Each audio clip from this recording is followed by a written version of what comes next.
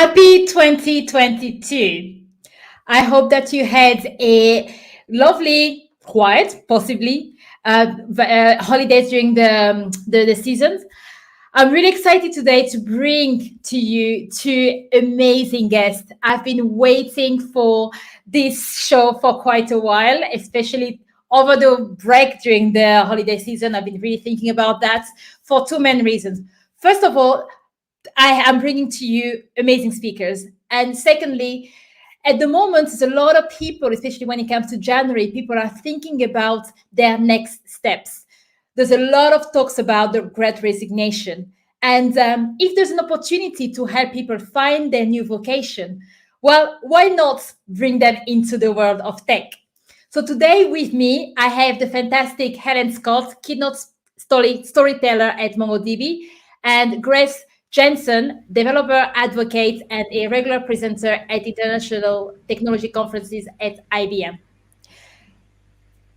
For everybody else, for everybody that's new to the show, welcome to the Mary Poppins of Business live show. I'm Nelly Makangu. I'm from Athena Leaders, an organization that is passionate about helping startups dream, build, and play. Today, we're going to have a really, really great discussion surrounding the world in tech, but more importantly, something that until I've met Helen and Grace didn't even know existed. It's developer advocacy. So, Helen, Grace, I've got one question for you, and that's probably the most important one of the show. Do you have any kind of New Year's resolutions for 2022? I'll let you go first. Sure. No, actually, I don't. And the reason I don't is I am aware that when I want to change, I will change, and I don't find forcing a kind of time constraint around that really works for me. I was thinking about this earlier, actually, when I looked at the title of the show, which, yes, I should have done earlier. But anyway, I was like, oh, spice up your resolutions. Oh, I don't have any. Oh, is this a problem? But for me, you know, certainly, let's take the obvious one, diet, losing weight, the usual one. You get through Christmas, and if you're, you know, fortunate enough to have been able to overindulge on the food department over Christmas, it's perfectly natural in the new year to go, a few less sausage rolls, might not have that glass of wine, you know, feeling a bit like I might have overdone it. But then, you know, if you want to turn that into something else, that's absolutely fine. But I don't generally subscribe to making a change for the new year, which probably makes me a bit of a party pooper. But I find that when I want to make a change, whatever that change is, I do it small, I start gradual. It's something like 9 months, I think, to actually genuinely build a habit. So start small, start when you're ready. Because if you're not ready, if you're not really on board with this, if this isn't on board, I'm talking about it like it's a separate entity, then it's a lot harder, I think. So I guess that's a little bit of a cop-out answer, but a resolution is to just build on all the good stuff that you already have and want, and to understand why you're doing it. That's a brilliant answer, actually, Helen, because I don't even have one either. So that's great. What about you, Grace? Yeah, sort of similar lines along to what Helen was saying. It's not necessarily something that is like a resolution, like the typical lose weight, exercise more, etc. I just spent the Christmas period. I had a vacation from work, and it was a great time to reflect. And from that reflection, I've come up with stuff that I'd like to do, not just in the new year, but just going forwards. Last year, I spent a long time working towards getting my first house. So I'm finally in my first house, which is exciting. Thank you. And it was such a, you know, we've got to do this next and this next and this next. And it felt like there was always something to be thinking about, painting to do or whatever. And so I'd like to just spend the next period of time enjoying it, just being in that mindset of I don't need to rush to the next thing, just enjoy what I have, be very grateful for it, and make the most of it. So that's hopefully what I'm going to do, not just with my house, but with my career and my job, etc., going into the new year. Yeah, and congratulations on the new house. Thank you. And I definitely agree with both of you. And I love the way you look at resolution, because that's exactly how I look at them. And just to emphasize the point that it takes a long time to create a habit, the reason why I bring up resolution, especially at the beginning of the year, is because a lot of people have that feeling that they need to do something new. Yet when it comes to developing careers, which we are going to get into, whether it's developer advocacy or starting into tech or transitioning careers, it will take you more than a New Year resolution to stick at it. So Helen, do you want to share a bit of us, something about your background so that people, our listeners, before we jump really into developer advocacy and start describing what it is, can you help our listeners understand who you are and what you do? Sure. Knowing what's coming next, at least in part from Grace, I'm really grateful to be going first on this one.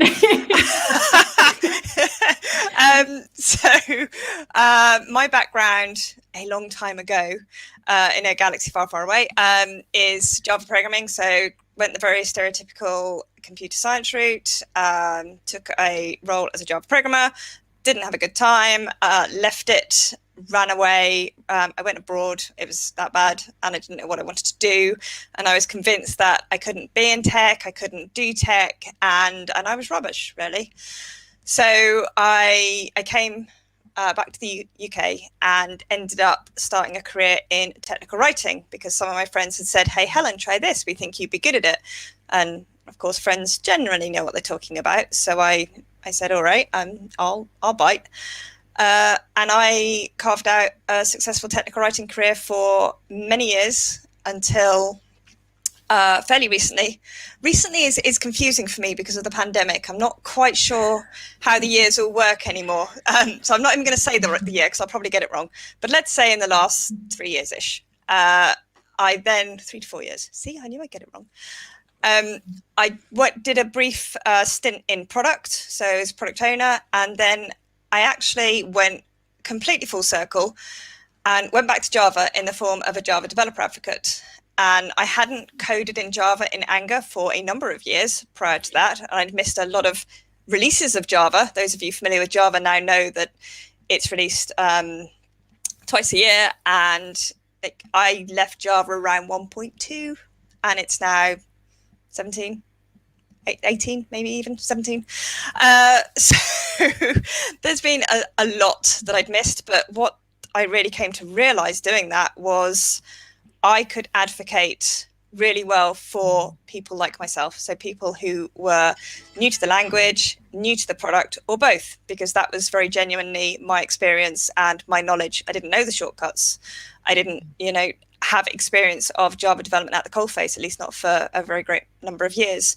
So that allowed me to have a higher level of empathy and authenticity with users that perhaps you wouldn't normally target when it comes to developer advocacy. So that was a really interesting experience for me.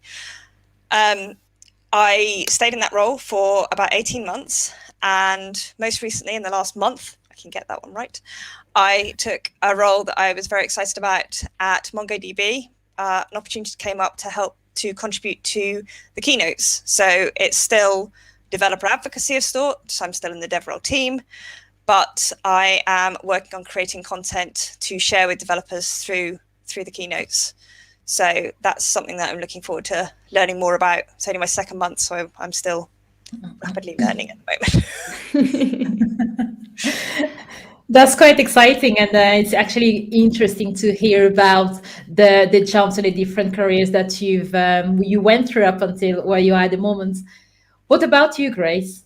I come from a very different background, and I do not have as much experience as Helen. So I'm still fairly new, I would say, to the software world. I actually did a biology degree, mostly specializing in fish, which has not necessarily been a huge help in my technology career.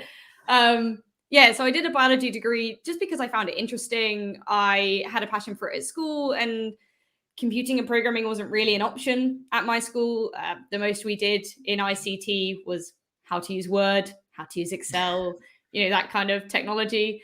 And so I actually picked up programming as a hobby. So I started in sort of college, A-level sort of time when I was 17, 18, trying to program a robot that we'd built, which was so bad when I look back on it, but great fun at the time. And we were programming in Python, and I sort of got the bug for it, carried it on as a hobby throughout university, and actually was really fortunate enough to have the opportunity at my particular university in Exeter to do a mix of biology and tech. So I got to do some really interesting modeling of biological simulations and model that using things like Python, R, etc. So modeling languages. And I ended up doing, well, whilst I was doing that, realized actually the coding is way more fun than the biology. I should probably pursue that one. So ended up doing an internship, a summer internship in my penultimate year of university with IBM. I'd already actually done some work experience with them when I was 13 and had loved it. So went back, did my internship, loved that as well. It was a real learning curve. You know, we picked up about 5 different languages in 2 weeks. It was just rapidly sort of dropped into the deep end, but a fantastic way to learn. And then from there, ended up coming back as a graduate to IBM and coming straight into the world of Java. Now, people who maybe haven't done Java or similar programming languages, it's a big step up from just functional programming. You're going into object-orientated. I'd never heard of an object before. I came in and was like, what's Java? So that was, again, jumping straight into the deep end, learning a heck of a lot in the first couple of years. And I ended up becoming part of a new team that was being developed within my part of my organization of Developer Advocacy. And so that's how I ended up becoming a developer advocate. And I've been there ever since. So it's coming up to, I lose track with the pandemic, but maybe 5 years now, I think about that. And it's been great fun. It's led me to get my hands on loads of different open source and proprietary technologies and going all across the cloud. And it's just been fantastic to interact with the community in that way. So yeah, I've loved it so far. Brilliant. That's another very interesting journey there, especially starting with fish and biology to then get into, yes, exactly, get into the developer advocacy. But I would like to make one small point, if I may. Grace, you mentioned that fish biology was perhaps not very helpful or useful.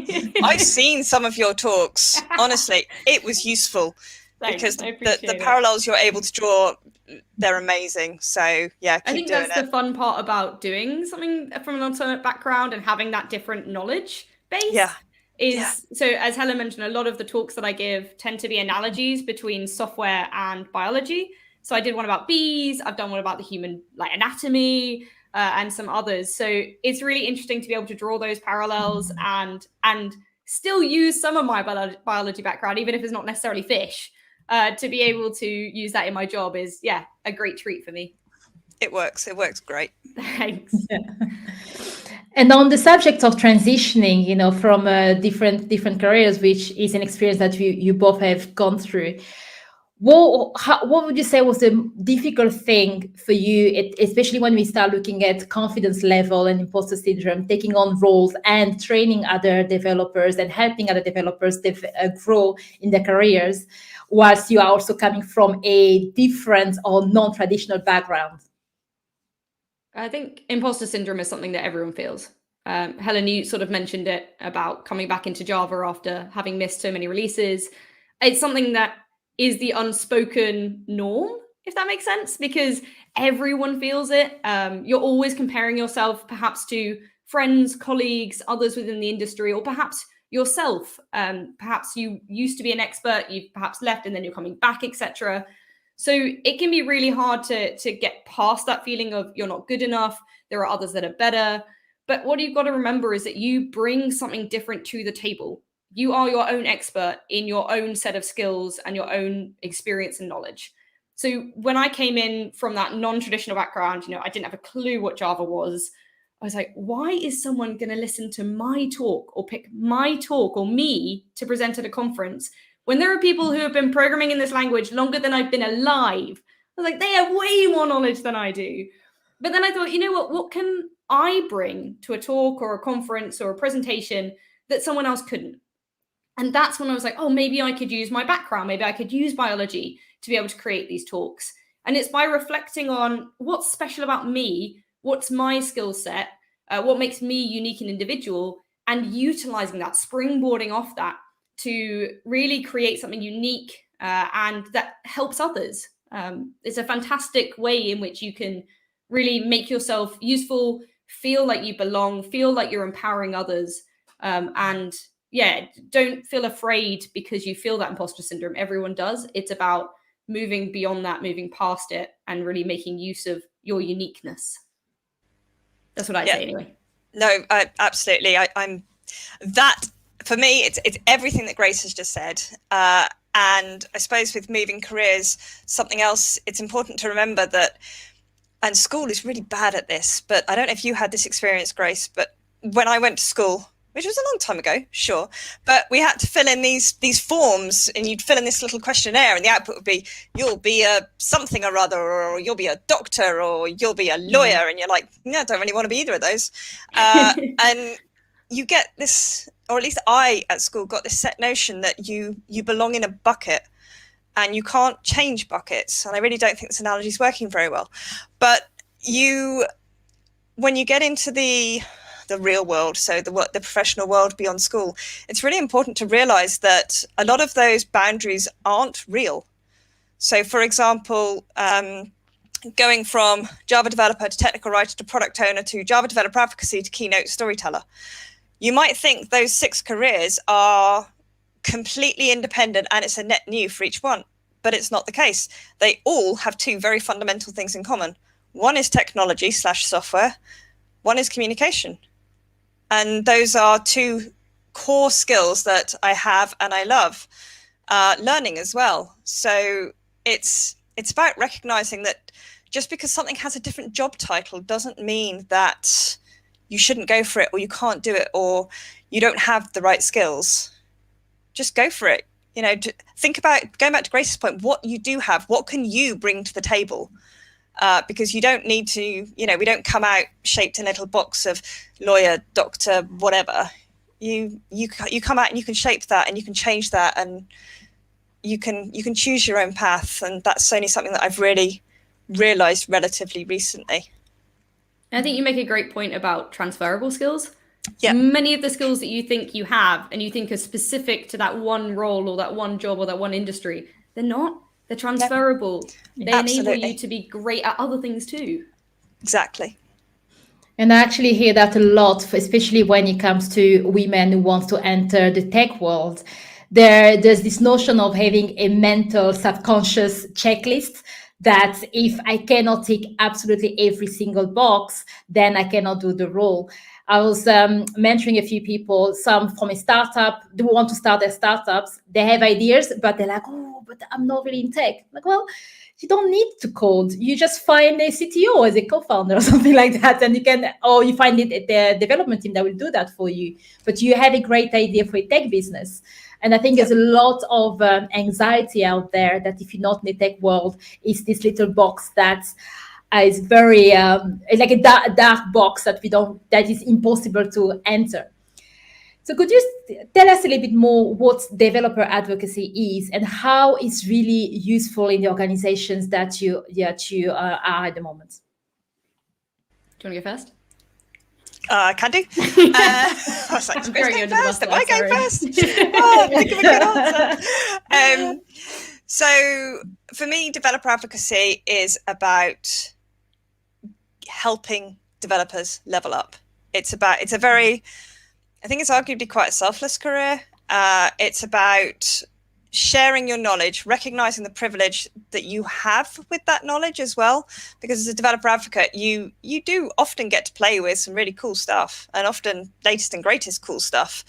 And then, being able to take that knowledge and share it with the community. So it's sharing that knowledge, but it also goes the other way as well. And it goes the other way in a very equal quantity, if not a higher quantity, hearing from the community what works, what doesn't, what really sucks, what's really broken, and being able to take that back into the business and say, this isn't working for our developers and you're letting them down.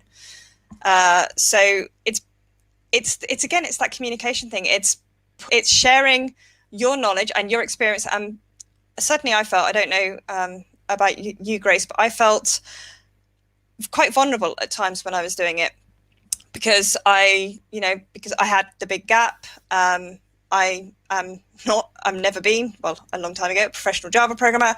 So for me, I had to choose to show a lot of vulnerability of, I don't know how this works. I don't get this. I don't know what's going on here. Help me to understand it. And then recognizing that because you're asking that question and you're putting yourself out there, there's going to be other people that have the same questions. So by you doing that, you're going to help other people because they're going to get the answers to those questions that you're asking. And then, yeah, bringing information back in. So really working for the consumers of your product, I would say, first and foremost. Yeah, I would agree with that. You are that bridge. You're the bridge between the product team, that includes the product managers, the developers who work on the product, software engineers, etc. The whole array of people within your organization who help to deliver that asset, and you're bridging between them and the external developer community. So you are the bridge that helps not only improve your product by feeding back from developers and straight from the community, but also enabling the community to more easily use your product by giving them information, tutorials, blogs, talks. Our role as developer advocates spans a huge array of materials and activities. One day we might be giving a presentation at a conference. Another day we might be writing a tutorial or creating a code demo or writing a sample or creating a video. Really, it's a huge array of materials which we're trying to create to help other people use products, technologies, open source, etc. So as Helen mentioned, it's sort of all about other people in our role. It's about helping the community and it's about helping those that develop the product. And we're that communication bridge that enables that information to get between the two groups. This is quite an exciting role, and I love the bridge analogy for how do we help all of the pretty much the people on each side, whereas the developers, the community, the organizations, to understand what is it that the developers need, as you both nicely put it. One thing that also struck me as very interesting as you were talking about the roles and your own experience is the learning journey that goes into working in the tech business. And one of the reasons why I'm very interested into that is obviously I come from a tech background. I started my life as a software engineer, Java and C++. And I work with a lot of startups. And I guess as leaders, whether you're in a startup or in a big organization, there's always this thought that technology advances at a fast pace. And especially the more you go into leadership role, the more you feel like there's a lot more to catch up with. So how, as an advocate or developers advocates, how do you support whether not just leaders, but engineers to up their game, their games and learn new technology? I would say that, do you want to go first? No, you go. I would say learning isn't just something that developer advocates have to do all the time. In technology, you are constantly learning. If you're not up for constantly learning, this is not the right industry for you because this industry moves way too quick for that. There is new technologies, new products, new offerings, new tools that are being invented almost monthly, if not daily. And they are a fantastic help, but it does involve learning. And that's something you just sort of have to get used to. You have to be okay with not knowing everything. That's something that it comes back to this imposter syndrome. You come in, maybe you're new to technology like I was, and you think about, God, this language has been around for ages. Like, look how much is in this language. How am I possibly going to learn all of it? And then you've got to realize, actually, half of the APIs that were in that first Java probably aren't even in use anymore. So actually, it's about realizing that because this industry moves so fast, that you can be on a level playing field with others because they're also learning these new APIs and these new tools and technologies, just like you are. So it can give you a fantastic opportunity to come in and quite quickly become expert in a particular area or technology or tool. It does involve a lot of learning though. And that's part of the developer advocacy role, is helping others learn, whether it's your technology or a technology that you perhaps support or just an open source project you're interested in. Mm-hmm. It's about providing them with the tools in which they can use to learn and giving them the opportunity to learn. So whether that's a workshop that you run, a tutorial you create, for example, it doesn't just work with us providing that about our own products, but for example, I went to a meetup in London and learned all about how to use OpenShift, which I'd never used before. I was like, oh, this is really interesting and cool. Like, cloud seems to be the future. Well, we should get these guys back with all the developers that I work with. So I ended up contacting them and said, would you come and run a session back at our office? They're like, of course we will. So I ended up organizing, 2 education sessions for the developers that I work with, because it's interesting. And it was a fantastic opportunity for them to learn a new skill that is going to be potentially important going forward for the strategy of the business, but also for them as individuals.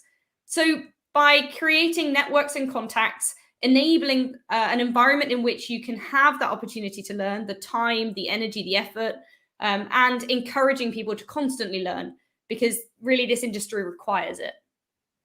And do you want to add any more, Helen? I think you mostly covered everything there, which is awesome. I think all I would add is one of my favorite sayings, which is be kind to yourself. Not only can you not know everything, but you will screw up and you will get stuff wrong, and it can be really frustrating. I certainly shared something before we went live where I've been stuck on a problem with my new hire technical training for about 2 hours because I made a typo. So I shouldn't admit that on a recorded video, but that's my point. You're going to make mistakes and it's going to be frustrating, and you just got to keep at it, and you've got to do something that I am terrible at, which is occasionally, in fact, not occasionally, regularly walk away. Because if I'd have walked away last night a lot sooner, I would have wasted a lot less time instead of sitting there going, but this should work. Why doesn't this work? And then just going round that endless circle and trying the same thing and expecting a different result. So yeah, be kind to yourself in that learning process. Mm. Yeah, I definitely agree. And I love the typo. Don't worry, we've all done it. My favorite one is the semicolon. It's those tiny things. Sometimes I find them even more frustrating than big problems and big bugs. At least you know that there's something I can go and hunt and find out, rather than just a semicolon that missed here and there. One thing I would also love to touch on, especially when you start looking at as you've mentioned, the great aspect of technology is because it moves so fast, right? Everybody can be on the same playing field, as we all have to learn the new technologies. You know, some people are asking me, as in a mentoring session, whether they have to learn JavaScript. I'm like, it's taking the ages, mate. You know, there's more library that you can start using rather than go for the pure stuff. Now, one thing I see a lot as well is that in terms of entry into tech, especially for those who are transitioning into tech later in their lives, they are turning a lot more into kind of bootcamps as a way of learning, right? It's about bootcamps. Some might create their own projects and use that to move forwards. What are your views on that? As I know that there are still some recruiters that insist that you must have an engineering or a computer science degree. That's called gatekeeping. Is my view on that. But no, it doesn't. I touched on this on one of my talks, and to me, I think boot camps have an incredible advantage because they teach you a mix of practical and theoretical skills. And certainly university, at least my university, was very theoretical a lot of the time. Yes, obviously there was practical stuff too, but it was largely theoretical. And I don't want that to change. It's just different, right? Every route in is different, and every route has advantages and disadvantages, but it's a skill and you can learn it. So I would say go with whatever learning, whatever type of learning or whatever method of learning works for you. If boot camps work for you, go for a boot camp. If you want the university experience, and I know it costs a lot more money than it used to, but go for that. There's also self-taught as well. Let's not forget all the self-taught developers out there. I mean, they're incredible. They've just done it themselves, and I have a huge amount of respect for that, because the number of practical skills that I expect you pick up being a self-taught developer is huge. And then you're working on a team where you've got developers from university, developers from boot camps, developers who are self-taught, developers from all walks of life, including ex-fish biologists, and you can all learn from each other, and that's incredible as far as I'm concerned. Yeah, I think you raise a great point of it's not necessarily one way is best to learn. It's about you as an individual. Do you learn best through visual? Do you learn best through practical? Do you learn best through theoretical? And it's about utilizing how you learn best to learn what you need to learn. You don't have to learn everything. Learn what you're interested in. Learn what you need to learn. For me, for example, I came in having not really had any structure in terms of my teaching for programming, especially. I came in, and when I look back at the code I did at university, boy, was it a mess. But of course, it was just me cobbling together, stuff from Stack Overflow or things that I'd learned in my lectures and trying to cobble something together that would create a program. Whereas when I came into the workplace, I suddenly had this opportunity to do some structured learning. So there was the opportunity to do a bootcamp, which I took part in, and that was really interesting, not just for the coding practical element, but learning how to work in a team, learning how to utilize everyone's strengths. That was a great learning curve that I took from that experience on top of the technical side of things. And then actually something that I ended up setting up was I had basically created a teaching sort of style mentoring relationship between myself and one of the more senior technical leaders within our organization. Basically just persuaded him to teach me lessons every week. And we got homework and we do the homework, basically created Pac-Man. It was really fun. And it was an opportunity for me to utilize his experience and his knowledge to come to a safe space where I didn't feel afraid to ask what some might deem stupid questions. And on that note, there is no such thing as a stupid question. Believe me, I've asked them all. So, create that safe space, enable yourself to learn in the way that's best for you, and don't be afraid to put yourself in a position where you might feel a bit vulnerable or feel like the newbie in the group. That's a fantastic place to be, because it's only up from there. You're going to be learning, improving, and may one day become the expert. Yeah, I love what you've both said on this, because I believe that there's so many people out there, as we've said, back at the beginning of the session when we talked a bit about confidence and imposter syndrome. It really drills down to that. One aspect is, of course, gatekeepers, which I love that, and I think technology moves at a faster rate. That especially when you're looking for new talent, it's about having this open mind, especially for startups, to kind of go and find talents out there. And in fact, I was laughing earlier when you talked about self-taught programmer, and I think and Grace, you talked about going to university, because I'm kind of a hybrid of both, because I started as a self-taught programmer in Java, surprisingly, because it was easier studying Java than talking to real human beings. So it's kind of what I did, and eventually thought, I quite like that, and I went to university and did a software engineer degree before starting work. But I absolutely love it. I'm a big believer is that there's a place for everybody in tech, whether you are coming into it from a coding, technical aspects, or you're coming from technical writing, you're coming from product management, project management, marketing. There's just so much out there that people need to look at. And we did the whole degree route, right? Whether it was technical or not, we each went through university. But you don't have to do that either. There are apprentices, there are fantastic routes in that you can do that don't involve university at all. So if that's not something that interests you, and you're way more into the practical side of things than the theoretical, then check out those options too. Because especially in tech is a fantastic industry in which apprenticeships are really successful, because it's such a practical natured industry that apprentices are a fantastic route in. So don't feel put off if you perhaps haven't gone to university or don't want to go to university. It's not the only route in. There's loads of routes in, as you can see from our backgrounds. Check out some of those other alternatives as well, because there's loads of opportunities. Yeah, 100%. Agree. And I guess I'm going to add one more thing on that as well. If you are thinking about, whether you are early careers or later, you're thinking about getting into somewhere in tech and you think there's a role in your mind, then just go on LinkedIn, find out what people are putting out. And if there's one person that resonates with you, Helen or Grace, then just reach out to them and ask questions. Because sometimes I believe that the great thing about technology, such as LinkedIn, it's helping us to come together in a way that we couldn't back in the days. So back in the days, if you don't know about something, it's difficult to find this. Whereas right now, you have the world at your fingertip, kind of literally. So because literally, but it's not really. So in between. So that's something that you really have to use. And there's so many roles that people don't know about as well.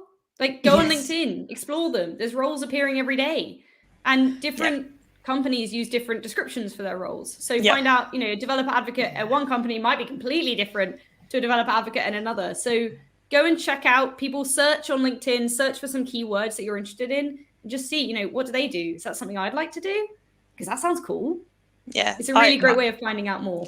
It is. And I can still remember being blown away a long time ago by the number of different roles within technology, let alone now. I mean, Yeah. it's immense. It's absolutely immense, which is awesome. Yeah. So one of the things I would like to kind of find out more from your experience and is really around helping tech people within small organizations. Now, I absolutely love the work that you're doing at IBM and MongoDB, two organizations that I also love. When it comes to smaller companies, whether you are a startup or just a kind of a smaller tech companies, and you're thinking, well, I love this idea of developer advocacy, but we can't really afford a full-time role there. How can those organizations really start using a little bit of what you do in your role, but internally to support each other in terms of learning? I think for me, it's, what would I say? I would say share everything. Just share absolutely everything. It doesn't need to be polished or, I mean, ideally it'd be correct, but even, not, because that in itself can be a barrier to just getting stuff down and getting information out there. So share stuff internally, externally, if that's what you need to do.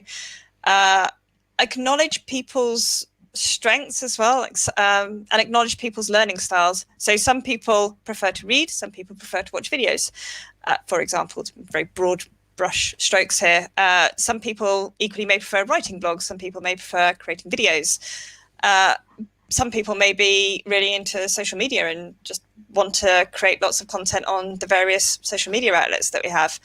But if somebody is, keen and wants to do a bit of that, then open up that opportunity for them and slowly kind of build up and share all the information that you have, and then over time see how it's organically grown and what shape that looks like. And that may help give you a direction in terms of, do you want to hire for this role? Is this too much workload for existing staff? Often the answer is yes, because it is a full-time role, but that's somewhere that you can start and build from there, I would think.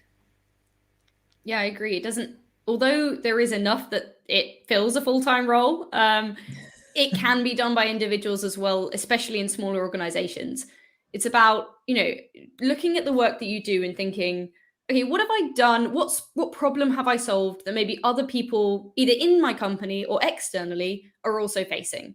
And if that's a problem that other people are going to be facing, whether it's internal or external, write a blog, write it down. Write out how you solved that. Maybe create some sort of code sample. If you're working on open source, it should be fairly easy just to create your own repo on GitHub and be able to share that to show, okay, this is how I solved it.